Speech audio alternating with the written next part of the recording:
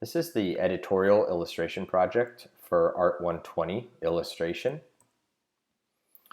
So what are editorial illustrations? They're really intended to get the attention of the viewer and to help impart information and express complex ideas.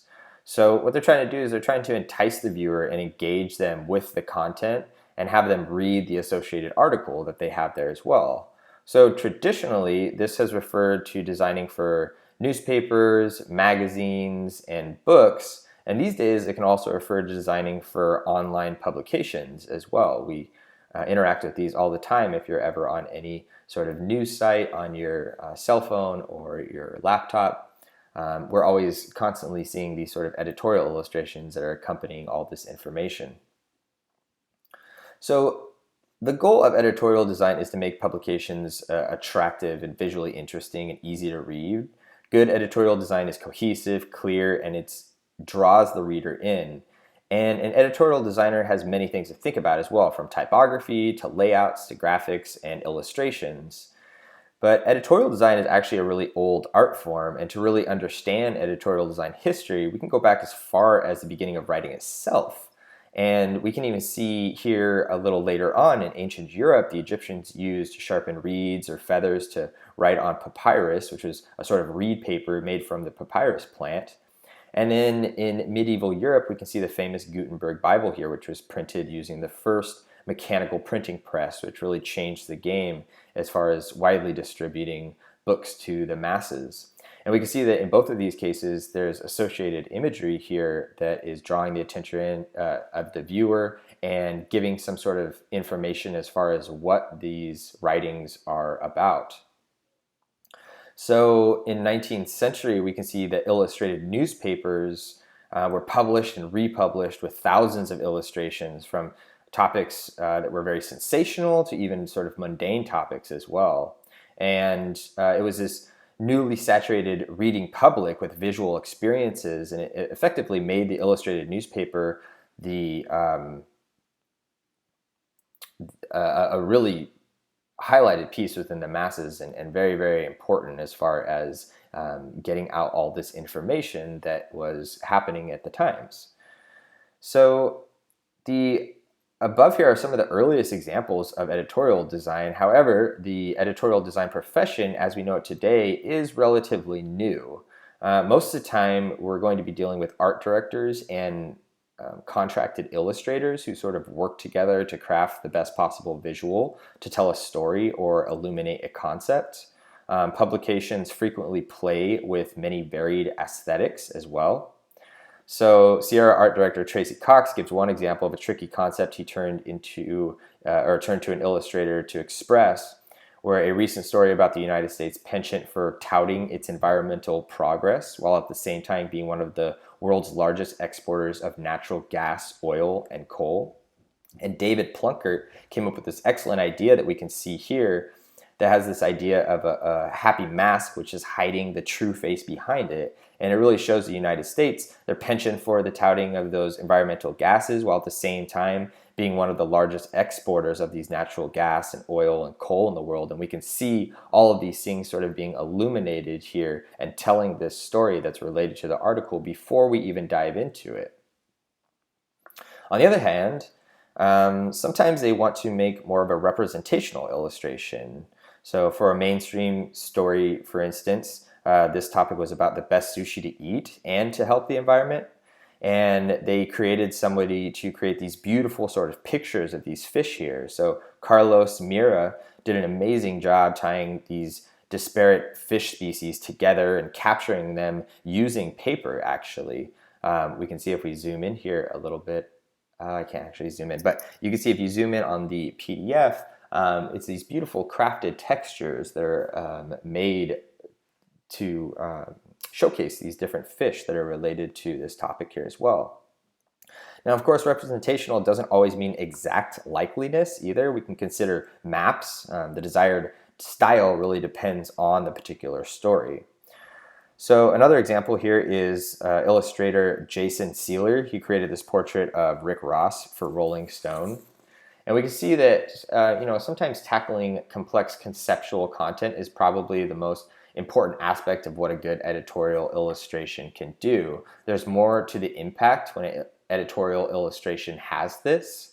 So editorial illustration can be representational, stylized, or abstract, and a likeliness of somebody who's famous, like we saw in the Rick Ross image here as well, is a beautifully rendered image that distinguishes one feature of a product from another. And in each case, an editorial illustration shows more than words can just describe. So infographics can also illustrate editorial content and are gaining popularity as well. So encapsulating information into a graphic or a chart to present economic or scientific constructs. And they say that the best illustrators know how to sort of synthesize with the content of a story into a form that gives insight into its meaning. So an illustrator never needs a prescription when given an assignment. They simply require a sort of roadmap to create those illustrations that are going to pop. And we see the essence of the author's premise distilled into one sort of image. So how can we begin translating an article for yourself? You must first analyze the article or the topic that you're covering, make notes, and try to find a theme that will translate visually to the viewer. So critical reading is really important for this. We want to identify the author's thesis and the purpose, and then analyze the structure of the passage by identifying all the main ideas. So what are the main ideas that are coming out of this article here, and how can we just jot those down so that we can see all of them at once? You might need to consult a dictionary or encyclopedia to understand some of these terms a little bit deeper. And then it's important to make an outline of the work, or sort of write a description of what it is you're trying to capture, and then write a summary of the work once you're completed with the entire piece.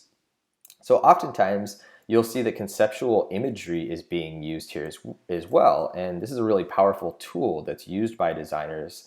And it often incorporates an element of wit or smart thinking to our design and can aid in visual communication. So how can we break this problem into sort of smaller tasks to find these unusual and unique solutions? Sometimes we can use what's called forced connections within an article's content. So one thing that we can do is we can create mind maps or lists and then find these forced connections within the article content.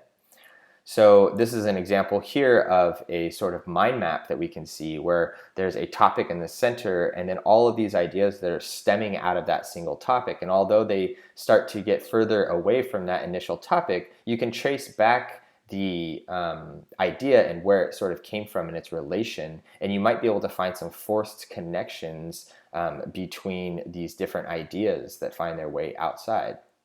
So another way of doing this is creating a list.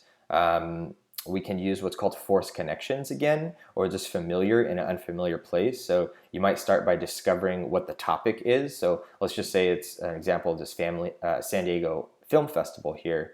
And we would just have all these words that were associated with the subject and then start to break down your subject. So at this point, all you're doing is just dumping information on the page, and then you're going to find all the words that you can relate to through this as well. So once we've done this, we can start to force connections within the list.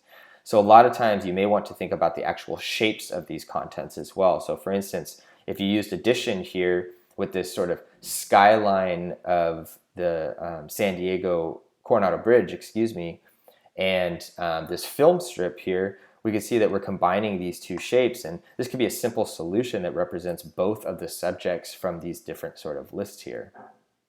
So oftentimes it's your task to tackle concepts that are difficult to visualize. And in the case of an article on invented languages here, we have this example and the people who create them. So the idea of whether you're creating a movie or if it's for some sort of literature or simply for fun, there's times where people need to create these sort of foreign languages that don't actually exist in the real world. And Gizem Varel found a fresh and sort of elegant solution to illustrate these invented languages and how people might be creating these. So he's almost thinking about it as in creating these large blocks or almost these masonry works or these tactile sort of elements that are sort of visualizing these foreign languages that we may not be used to here. So a very creative process, and we can see that it's very interactive. There's a lot of going on within the composition, but it's all very doable. I mean, the information is there, but it's done in a sort of childlike way. It gives a lot of personality and a sort of very stylized approach to this illustration here. And then this is another piece that was commissioned by an institutional client for healthcare publication, and they aimed at reaching a sort of broader audience rather than just the specialists involved. So this editorial illustration explores lung research, and we can see that they're sort of creating these lungs in this macro size and then having these researchers sort of interact with the different elements of the lungs here and almost creating some sort of depth and some space within the illustration as well. So this work falls into the category of illustration, but that can become very broad, and this means that for illustrators and for artists who can deliver a sort of one punch of artistic skill and conceptual brilliance, the opportunities are abound. And whether it's collage, photo illustration, painterly representation, caricatures, maps, or simply a beautiful drawing of a fish like we saw, you'll find that the most in-demand editorial illustrators really possess a rare combination of this outstanding artistic ability and a unique talent for conceptualizing. So the editorial illustration project itself, what we're going to be working on, is intended to closely approximate the experience of creating a commissioned illustration to accompany an article. And we'll be working with the article by Anne Helen Petersons. The article is entitled How Millennials Became the Burnout Generation, and it was actually published last year on BuzzFeed. And you're going to be creating a front page illustration to accommodate this article.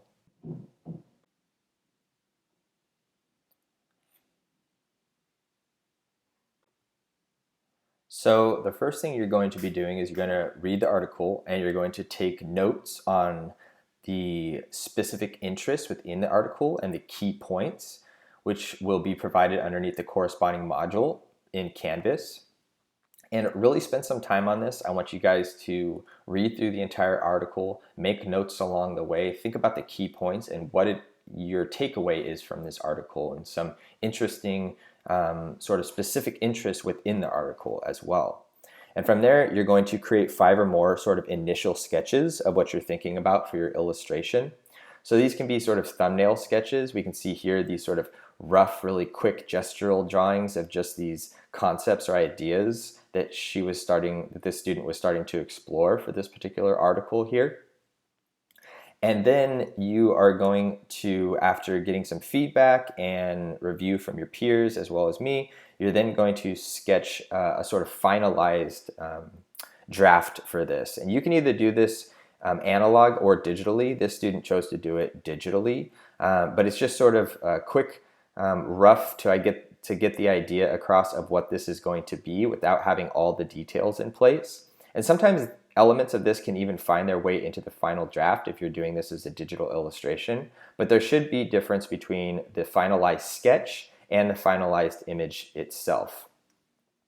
So this is the finished piece here, and you can see the sort of final details that this student has put in to get this message across here related to the article of all these daunting tasks that these millennials have to deal with, and this sort of mood and emotions that this is putting onto these students as well. So as you're working on this project, I want you to think about several things as well, and as you begin to finalize your illustration, you may begin to explore these, which is a sort of cohesive color palette and style that you're bringing to this front page illustration and proposed list, and produce an image that is conceptually sophisticated with a clear visual narrative that reads at a glance. So remember, you're trying to entice the viewer here and get them to want to know more about this illustration. So if you can bring in some sort of wit or some sort of interaction that the viewer is going to have with the piece, it always is really helpful and creates a little bit more interest as well. But overall, I want you to create a composition that has some sort of movements and balance within it as well. So thinking about all the different things, going back to basic graphic design, and thinking about those compositional elements and how we need to have that balance and sense of hierarchy within our piece as well. and then produce a piece of work that is authentic to your own style while still pushing the boundaries of yourself as a designer and an artist. So this is sort of this project as a whole. As always, if you have any sort of questions, feel free to reach out to me, and I look forward to seeing your guys' finished work.